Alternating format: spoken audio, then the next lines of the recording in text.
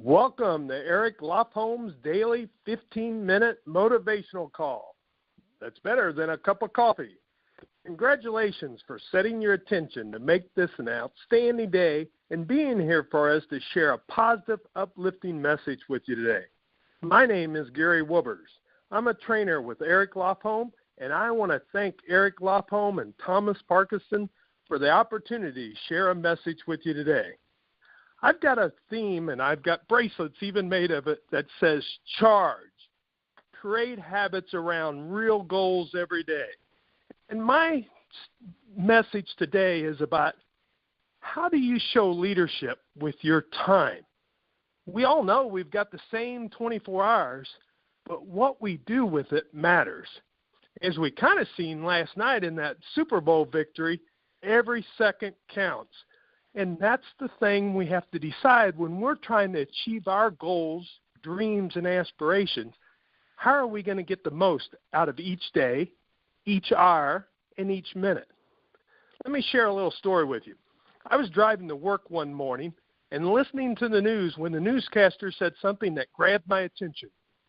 Scientists recently discovered that the 24-hour daily cycle really should be based on 25-hour cycle. I snapped to attention and thought of all the things I could do with that extra hour each day, such as exercise, spend more time with my family, sleep, read, meet with friends, spend an extra hour at the office. But as the news continued, I realized I had taken out of context what I had heard, but my initial response started to make me think, what would I really do with an extra hour each day, which totaled 7 in a week, 30 in a month? That would add up to 365 hours a year. That would be over 9 40-hour work weeks each year. What would I do with that extra time? Now, my question to you is, what would you do? Think about that. One of my mentors that I love is Stephen Covey, and he has a quote that says, "The key is not to prioritize what's on your schedule, but to schedule your priorities."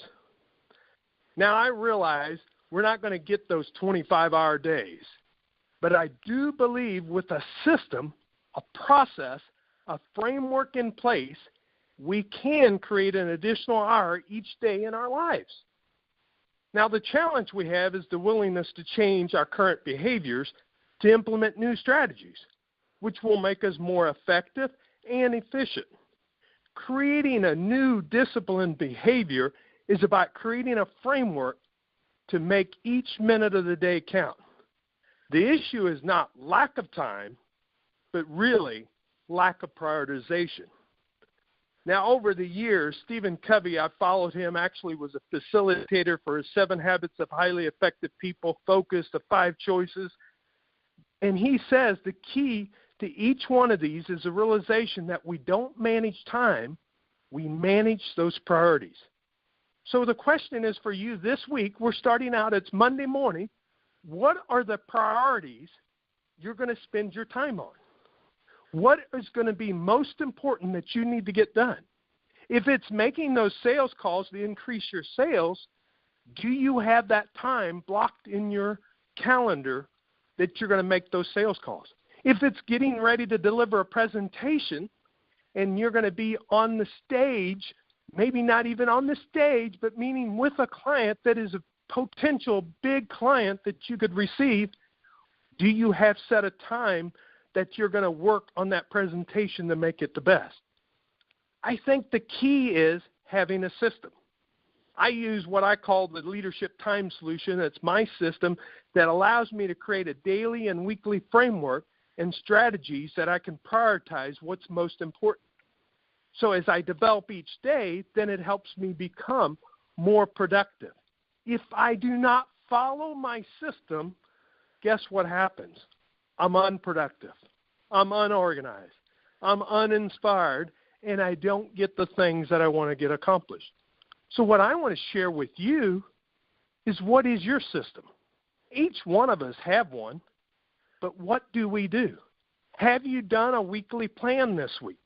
Have you decided and put a line in the sand, these are the things I must get done this week? Have you then looked at today? What is your priority today that you want to get done? We can challenge ourselves to make those changes, but it's really about finding a system and allowing us to accomplish more. We all have the same problems. Some of them look like always thinking about work, but really not getting to it. Maybe we have that strain between work and home. Maybe we work hard, but we don't work as smart as we could. We get that fatigue as the week goes on. It's Monday morning, so we're ready to go. What are we going to do to make that more productive? And how many of us have those stuff and messes, those piles that's on our desk that someday we're going to get to? And then how about an email? I read an article late last year.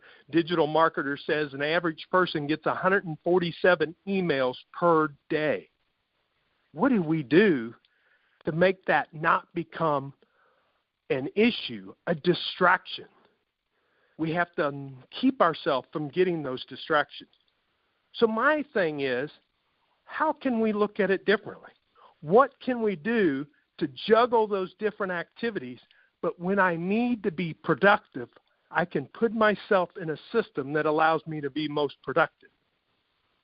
I'm looking at a picture, and if you looked at this picture and it had a whole bunch of dots on it throughout, you kind of become a reactive person if you don't plan and organize and structure your day. Now, in a mechanical person, they go in and they do certain things at certain times, and they start to put a system in place. But really, if you want to be creative, it's about working on one project at a time. They say if you multitask, you lose 13%, 13 points in your IQ. Well, I don't know about you all. I don't have 13 to give up. So I want to make sure I'm being most productive. And when I'm working on that critical project, that I take that time for just that project to move forward. So as you look at this, there's solutions. It's about having a system, figuring it out. I call my system the pro system. Kind of fits pretty similar to yesterday. We just had the biggest game of the year, the Super Bowl, and we seen pros in action doing what they do best. But what we do best, we have to be a pro at also. And our time becomes that so valuable there. And the way the pro breaks down is peak productivity time, recovery time, and what I call office time. So that's where the acronym breaks down. That peak productivity time, of course, is that time when we're doing what's most important, our biggest projects. I break those down into 90-minute cycles because in the Power of Full Engagement, Jim Lair and Schwartz says in their book, the rhythm is called a BRAC, a basic rest activity cycle. And it goes all the way back to the 70s that they show that in 90 to 120-minute cycles, we get a rhythm.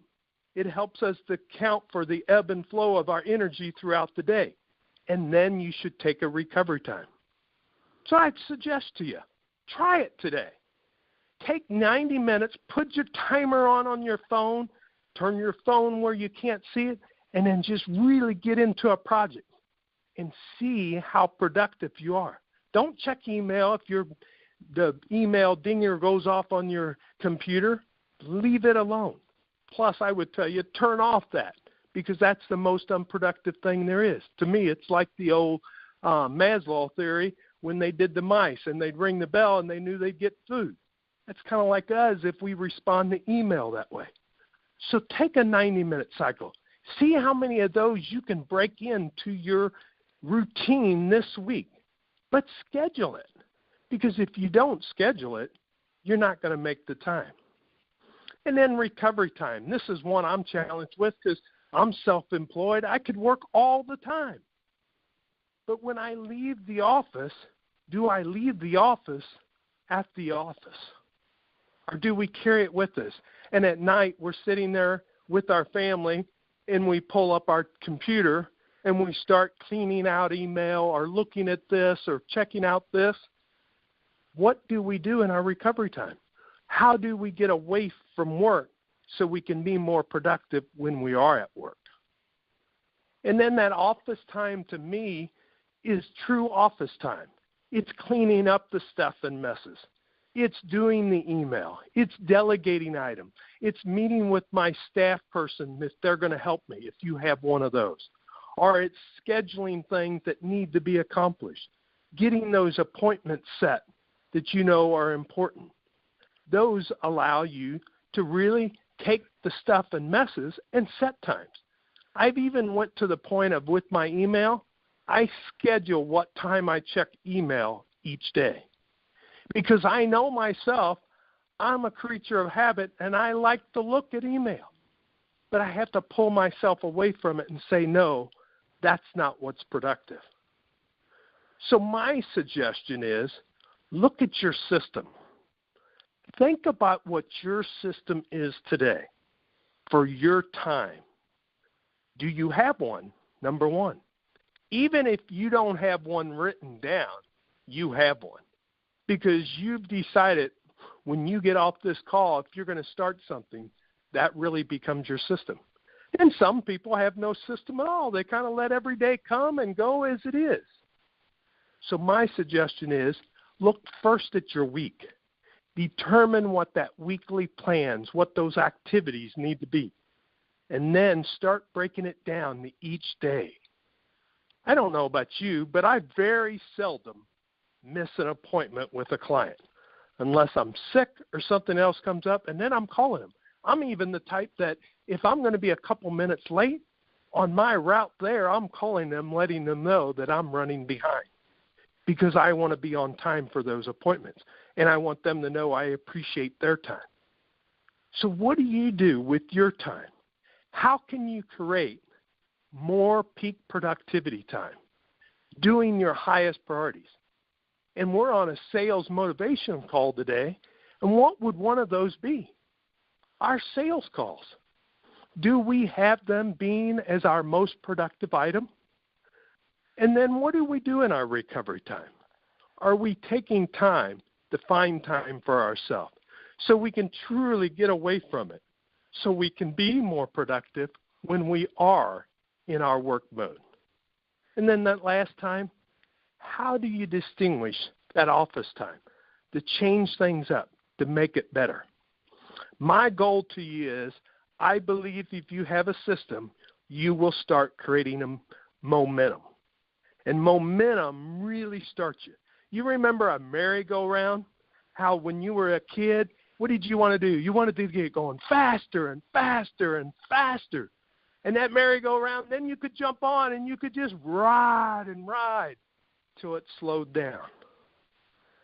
Well, momentum, having a system, allows you to do that.